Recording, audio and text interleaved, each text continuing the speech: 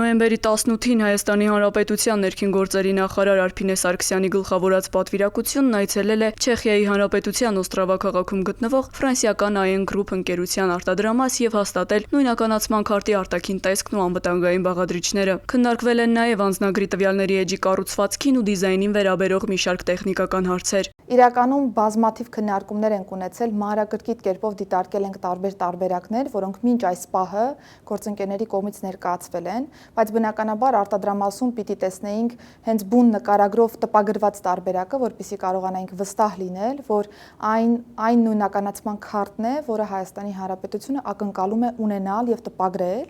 Պետք է փաստեմ, որ այսօր եւս բազմաթիվ տարբերակներ ենք քննարկել, տարբեր փոփոխություններ ենք կատարել արտաքին նկարագրում, դիզայնում եւ ի վերջո հաստատել ենք վերջնական տարբերակը,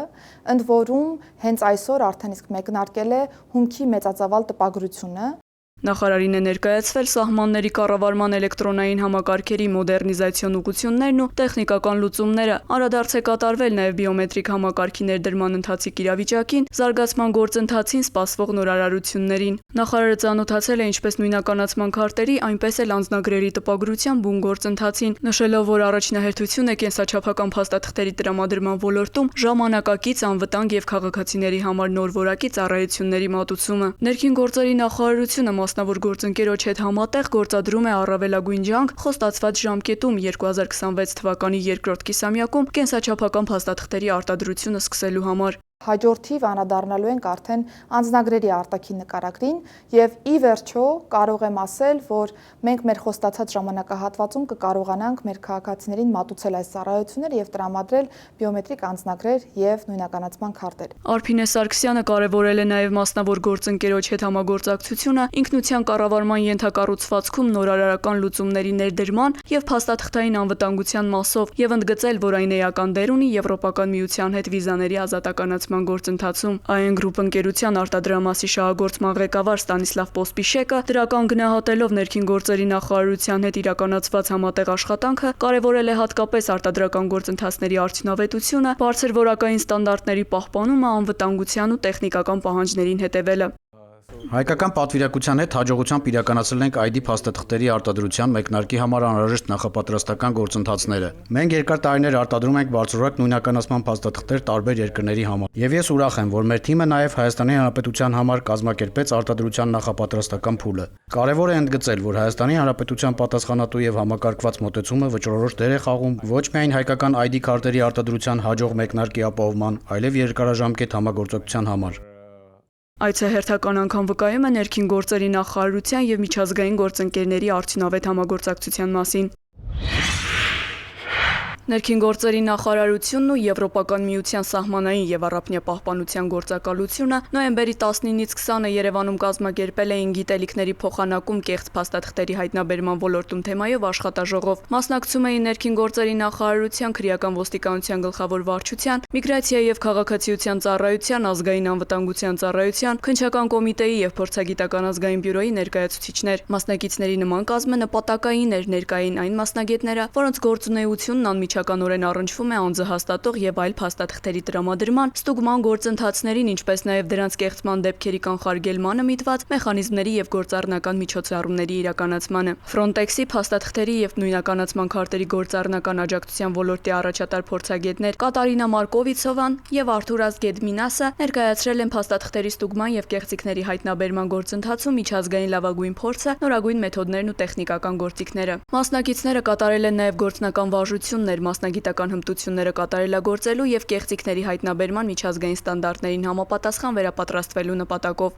Ներքին գործերի նախարարության միջազգային համագործակցության վարչության պետի տեղակալ Հայկանուշ Չոբանյանը անդրադառնալով Frontex-ի հետ սերտ եւ շարունակական համագործակցությանը նշել է, որ 2019 թվականից ի վեր իրականացվում է արդյունավետ փոխգործակցություն, ներառյալ վերապատրաստումներ, աշխատաժողովներ, վերադարձի ոլորտում հայ մասնագետների ներգրավում որպես ուղեկցողներ, ինչպես նաեւ հետընդունման եւ վերաինտեգրման գործընթացների համատեղ համատեղ նախաձեռնություններ։ Frontex-ի վերադարձի բաժնի փորձագետ Ալեսանդրո Սանթին ներկայացնելով Եվրոպական միության սահմանային եւ առափնյա պահպանության գործակալության գործունեության հիմնական ուղղություններն ու գործողությունների շրջանակը ընդգծել է Եվրոպական միության անդամ պետությունների հետ համագործակցության կարևորությունը, սահմանային վերահսկողության, մոնիթորինգի եւ հայտնաբերման կարողությունները Եվրոպական միության չափանիշների համապատասխան ամրապնդելու ուղղությամբ։ Աշխատաժողովը կարևոր հնարավորություն է ինչպես փորձի փոխանակման, ազգային ու միջազգային գործընկերների հետ համագործակցության ամրապնդման, փաստաթղթերի կեղծման դեմ պայքարում կարողությունների զարգացման, այնպես էլ վիզաների ազատականացման գործողությունների ծրագրի իրականացմանը նպաստելու տեսանկյունից։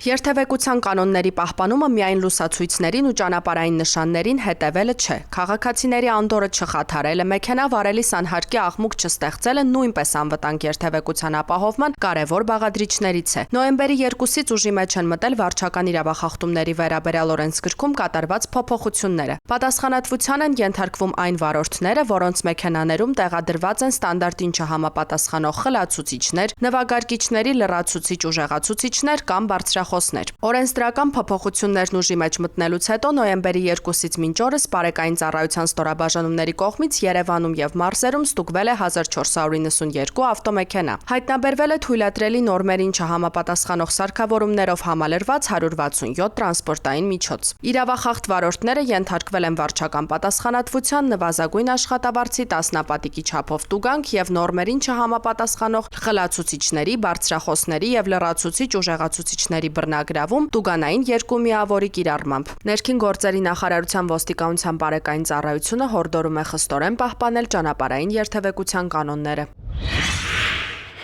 Նոյեմբերի 17-ից 24-ը մայրաքաղաքում իրականացված ծառայության ընթացքում Երևանի պարեկները հայտնաբերել են ճանապարհային երթևեկության կանոնների 4771 խախտում, պահպանվող հատուկ տարածք տեղափոխելով 141 ավտոմեքենա, մասնավորապես հայտնաբերվել է ոչ ստաբ 217 վարորդ, առանց վարորդական իրավունքի վկայականի 229 անձ, հայտնաբերվել է հաշվառման համարնիշի հետ կապված 31, ճամրակապված վարելու 717, առանց մանկական նստատեղի քարսիթի 24, վարելու ընթացքում ծխելու 460, վարելիս հեռախոսից օգտվելու 308, հետիոտնի, որ սահմանված վայրով անցնելու 82 եւ 1629 այլ իրավախախտում, 137 մեքենա շահագործվել է առանց ապա պայմանագրի, 183-ը տեխնիկական զննություն չանցած, 105-ը լուսարձակների անսարքությամբ, 74-ը թաղանթապատված դիմապակիով եւ կողային ապակիներով, 453-ը առանց ծմերային անվադողերի, 34 վարորդ ուղղանվել է վարելիս նվագարկչի ստանդարտին չհամապատասխանող լրացուցիչ ուժեղացուցիչներ օգտագործելու համար, բացի այդ տարբեր կասկածանքներով ձերբակալվել ու համայնքային ոստիկանության բաժիններ է տարվել 107 անձ։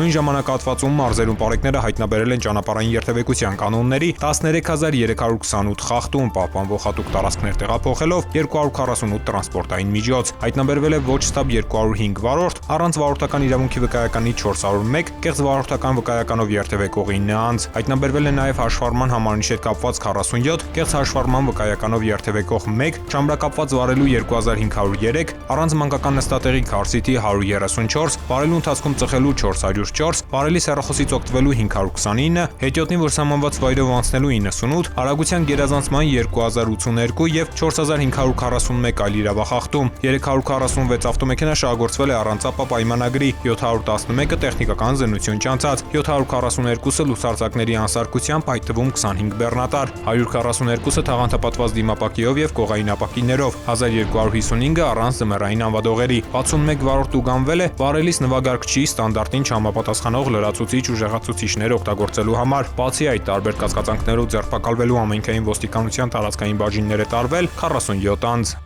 Հրդեհները շրջակա միջավայրի կենսանվտանգությանը սպառնացող մարտահրավերներից են, որոնց առաջացման պատճառները գլխավորապես մարդկային անուշադրության արդյունք են։ Հաճախ մարդիկ չգիտակցելով բացասական հետևանքները գյուղատնտեսական աշխատանքներին ընդառաջ այրում են խոզանն ու բուսական մնացորդները, նպաստելով հողի որակական հատկությունների կորստին, բուսական եւ կենդանական աշխարհի ոչնչացմանն ու մթնոլորտային օդի աղտոտմանը։ Խոզաների այրումը վատթարացնում է հողի օրգանական կազմը, նվազեցնում խոնավությունը, նպաստում է հողում եղած օգտակար նյութերի քայքայմանը, նվազեցնում է հողի բերիությունը, նպաստում է թոքերում քաղցկեղի առաջացմանը, առաջացնում է հազ, ցավ կրծքավանդակում եւ շնչառական խանգարումներ, ոչնչացնում է միջատներին, սողուններին, մանր կաթնասուններին, խոչընդոտում է սննդանյութերի ցիկլը, սնման շղթայի կապերը եւ բույսերի սերմերի տարածումը, ինչը կարող է հանգեցնել տեսակների անհետացման կամ դրանց պոպուլյացիաների նվազեցման, ազդում է էկոհամակարգի ինքնավերականգնման հատկության վրա։ Հարգելի քաղաքացիներ, զերծ մնացեք խոզանների այրում կատարելուց, պահպանելով շրջակա միջավայրի կենսաբազմազանությունը, իսկ նկատած հրդեհի կամ ծխի դեպքում զանգահարեք 911 հեռախոսահամարին։